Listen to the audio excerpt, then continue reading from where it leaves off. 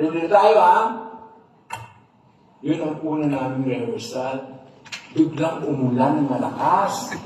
Pagkalakas-lakas na ulan, paano may sandstorm? Takap tayo, sabi ni Ishma.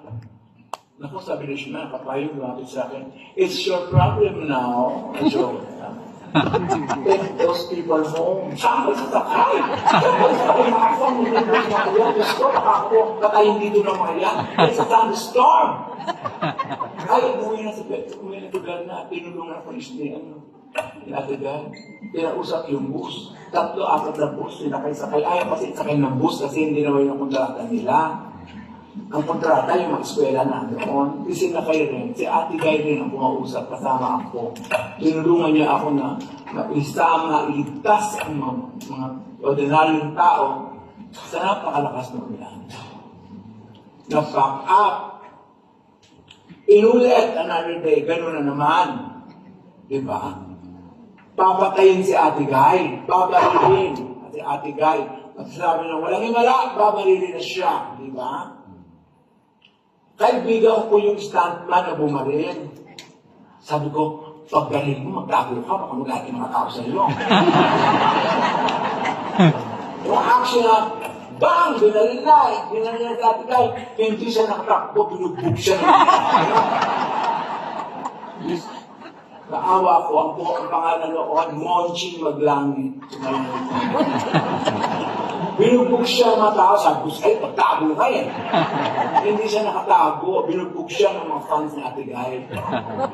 Noong unang araw, datingan nilang lahat, nakaset up ng camera, pagka ingay, Guy, sabi ng mga kami, Guy, sabi ko, sabi ko, yung crowd mo, pag-ingay, hindi pwede na mag-shoot yung ganyan kaingay. Tinawagan ko ulit sila, Ate Guy, ang ingay-ingay, pumunta siya sa microphone, si Ate Guy, simple lang ginawa niya, sabi niya lang, shhh! Tumulong ka 3,000 tao. Ganong kalakas ang influensya ng isang.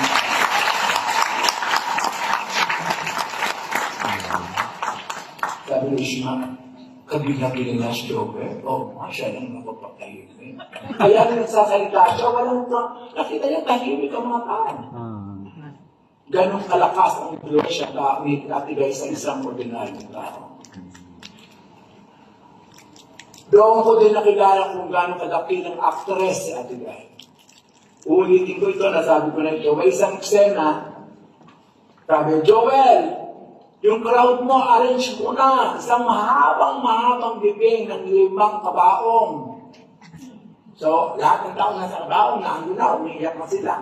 Guy, pagdating dito, bumulit, pagdating dito, mo,